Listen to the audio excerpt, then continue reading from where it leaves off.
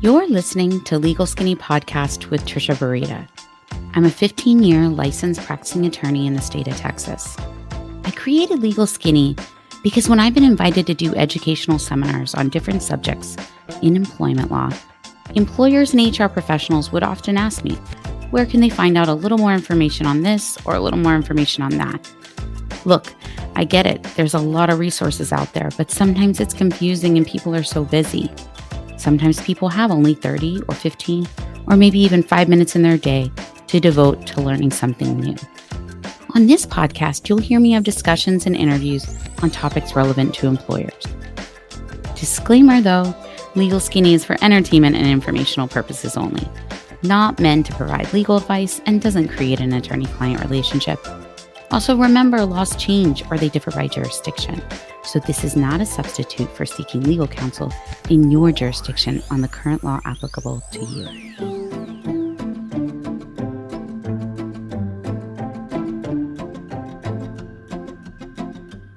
Welcome to the Legal Skinny Podcast, and we're back at it again with the case study continued of the state of New York versus the U.S. Department of Labor, discussing the FFCRA healthcare provider definition and what the New York court thought about it and the Department of Labor's reaction. So it's interesting because this is probably the most non-surprising issue that came out of the challenges to the FFCRA regulations that the Department of Labor put out. And that's because the healthcare provider definition that they set forth in there was a little broader than most people that were familiar with this would have expected. And so let's take a little bit closer look and see exactly what was the definition and how did it actually kind of play out over the last several months before this definition has now been revised by the Department of Labor. So if you recall, right, for purposes of employees who could be exempted from paid sick leave or expanded family and medical leave by their employer under the FFCRA, the Department of Labor defined healthcare provider as, and then they had these two paragraphs. A first paragraph is not surprising. It includes anyone employed at a doctor's office, hospital, healthcare center, clinic, post-secondary educational institution offering healthcare instruction, medical school, local health department or agency, nursing facility, retirement facility, nursing home, home healthcare provider, any facility that performs laboratory medical testing, pharmacy, or any similar institution, employer, or entity. This is, sort of their general definition of, what they encompassed as a healthcare provider, and that these individuals that worked at these places would then be exempt from being able to get the paid sick leave or expanded family and medical leave, possibly. So then the second paragraph, which was really interesting, the definition went on to say, okay, so we talked about, what a healthcare provider is. Now it also includes any individual employed by an entity that contracts with any of the institutions that they just discussed or described above. And then it goes on also to talk about, this can include, anyone providing medical services, medical products, the development of, medical equipment, test drugs, vaccines. It's very, very broad. It even goes on to even say that, includes any individual that the highest official of a state or territory, include the District of Columbia, determines to be a healthcare provider. So it's very, very broad. And the New York federal court, when they were looking at this definition and hearing the challenges by the state of New York to this specific definition and the Department of Labor's, description of why they use this broad definition, it was clear that, obviously the parties saw this way differently and how it was being interpreted, how it would be used. And the New York federal judge agreed that this was just too broad and really thought it should be more position-specific analysis rather than this sort of broad group of individuals now under this definition of healthcare provider would now have not get access to the leave under the FFCRA. Specifically, they said, look, needless to say, this definition is expansive, right? The DOL even concedes, they said, that an English professor, librarian, or cafeteria manager at a university with a medical school would all be healthcare providers under this rule. They went on to even say that the Department of Labor's definition is so vastly overbroad that even if one accepts the agency's approach to the interpretation, that in that it includes employees whose role bear no nexus whatsoever to the provision of healthcare services, except the identity of their employers, and who are not even arguably necessary or relevant to the healthcare system's vitality. They said, think again to the English professor they mentioned, who no doubt would be surprised to find that as far as the DOL is concerned, she is essential to the country's public health response.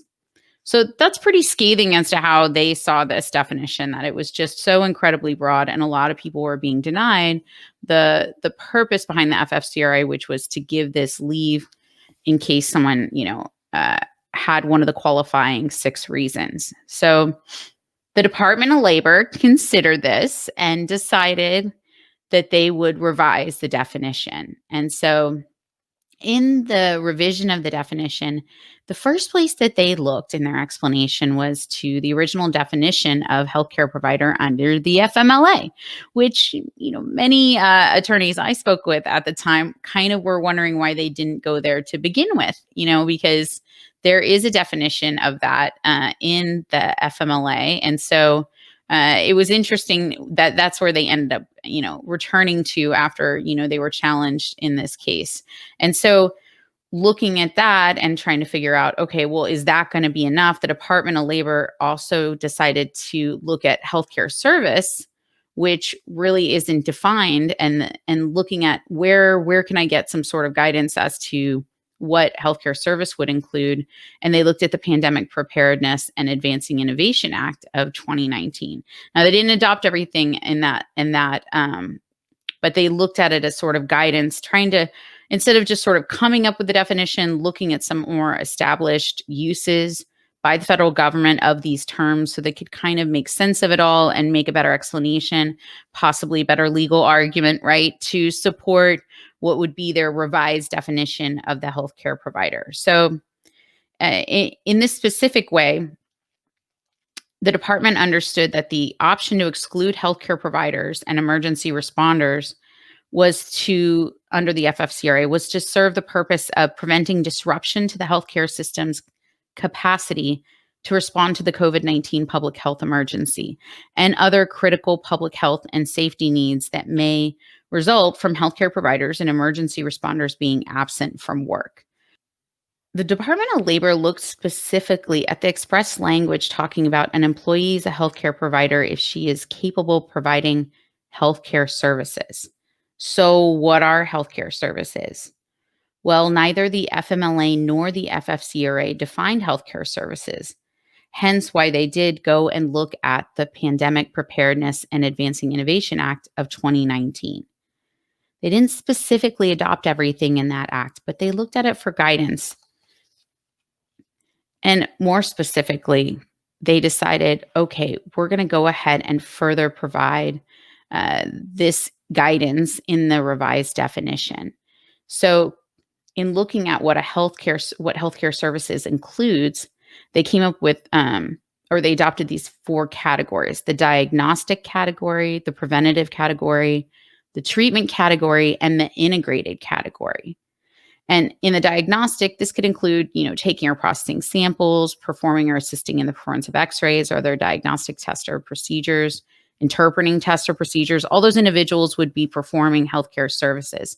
Preventative includes, employees involved in screenings, checkups, counseling to prevent illnesses, disease, or other health problems.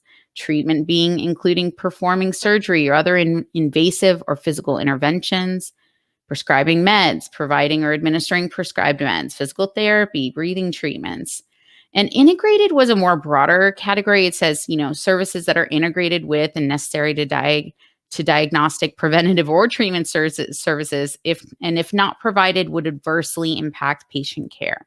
So it's kind of a catch-all there at the end, right, with the integrated, which is, is still a little broad, right? But in the end of the day, they did decide to kind of, I felt like, throw a bone to the New York court when they went a little further and said, okay, look, we recognize, that, there's some individuals that really shouldn't be excluded from being able to get FFCRA leave. And those would be the individuals who provide services that affect but are not integrated into the provision of patient care, they really shouldn't be covered by the definition, because employees, who do not provide the healthcare services, are not going to be healthcare providers. And they went even further and actually listed a bunch of these individuals. So they include information technology IT professionals, building maintenance staff, human resources personnel, cooks, food service workers, records managers, consultants, and billers. The Department of Labor stated, look, while the services provided by these employees may be related to patient care, example, an IT professional may enable a hospital to maintain accurate patient records, they are too attenuated to be integrated and necessary components of patient care. This list, they said, of course, illustrative, not exhaustive, but it certainly was a switch from the previous, very, very broad definition of healthcare provider. And so, if you're in the healthcare industry and, you're trying to determine whether or not you qualify and whether or not your employees qualify, then this is something you should look at a lot closer, because there's a lot more to it than all that I've read here, but that is just the skinny on that. So I hope you enjoyed it. And that's the legal skinny and case study on the state of New York versus the U.S. Department of Labor with the topic FFCRA healthcare provider.